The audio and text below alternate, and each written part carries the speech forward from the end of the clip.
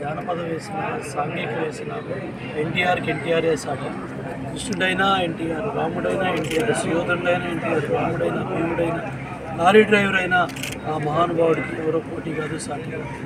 320 సినిమాలు పైగా ఆయన జీవితం మరి తెరిచిన పుస్తకంలాగా సమాజానికి సేవ చేయాలని 60 ఏళ్ల వయసులో తెలుగుదేశం పార్టీని స్థాపించి 35,000 కిలోమీటర్లు ఒక చైతన్య రథం మీద ఆంధ్ర, తెలంగాణ, రాయలసీమ ప్రాంతాల్లో తిరిగి 9 నెలలు తిరగకుండా తెలుగుదేశం పార్టీని అధికారంలో తీసుకొచ్చిన మహానుభావుడు ఎన్టీ రామారావు గారు. ఆ మహానుభావుడు 9 ఏళ్ల ఆయన కాలంలో తెలుగుగా ఆంధ్రనివా, గాలేరు నగరం ఎన్నో ప్రాజెక్టులు అన్నీ కూడా ఆ మహానుభావుడే ఈ రాష్ట్రంలో ప్రారంభం చేశారు. తర్వాత పేదవాడి ₹2 కిలో బియ్యం ఇవాళ రూపాయి కిలో బియ్యం అయింది. పేదవాడు పక్కా ఇల్లు 6,000 ఇల్లు ఇవాళ లక్షల ఇల్లు, టిట్కో ఇల్లు, జయనన్నారం ఇల్లు వాళ్ళు లక్షలు ఇచ్చే ఇళ్ళన్నీ కూడా అందరి పేర్లు చెప్పుకునే ఇళ్ళన్నీ కూడా ఎన్టీ రామారావు ప్రవేశపెట్టారు. ఆడవాళ్ళకి ఆస్తి హక్కు, పెన్షన్ ₹35, 200 అయినా 2,000 అయినా 3,000 అయినా దానికి ఎన్టీ రామారావు గారే బాధ్యుడు. పద్మావతి మహిళా యూనివర్సిటీ, అట్లాగే ఆడవాళ్ళకి ఆస్తిలో హక్కు, సమాన హక్కు, ఇట్లా ఎన్నో సంక్షేమ కార్యక్రమాలు, ఎన్నో పథకాలు, ఎన్నో కార్యక్రమాలు. ఆయన ఒక సోషల్ ఇంజనీర్ అనుకోవచ్చు, ఆత్మగౌరవానికి ప్రతీక అనుకోవచ్చు. ఆ మహానుభావుడు పెట్టిన పార్టీని 14 ఏళ్ళు ముఖ్యమంత్రిగా చంద్రబాబు నాయుడు గారు 95లో ముఖ్యమంత్రి అయి హైటెక్ సిటీ, అదేవిధంగా ఐటీ రంగం, బీటీ రంగం, ఫార్మాసిటికల్ ఎన్నో రంగాల్లో తెలుగువారి ఆత్మవిశ్వాసాన్ని ప్రపంచ స్థాయికి తీసుకెళ్ళి తెలుగు జాతి గౌరవాన్ని, ఆత్మగౌరవ నినాదం ఎన్టీ రామారావు గారు మనకు అందిస్తే ఆత్మవిశ్వాసం నినాదం చంద్రబాబు నాయుడు గారు మనకు అందించారు.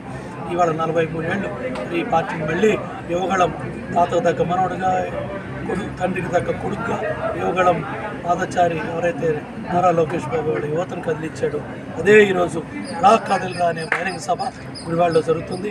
నిమ్మకూరులో P4 పేదవాళ్ళు పెద్దవాళ్ళని చేయడానికి ప్రభుత్వం, ప్రైవేట్ ఎవరైతే ప్రజల భాగస్వామితో అందరం కలిసి పేదవాడిని పెద్దవాడిని చేయాలని P4 కార్యక్రమం ఈరోజు చంద్రబాబు నాయుడు గారు నిమ్మకూరులో లాంచ్ చేస్తున్నారు. దాని తర్వాత గుడివాడలో బహిరంగ సభ 3 గంటలకు జరుగుతుంది.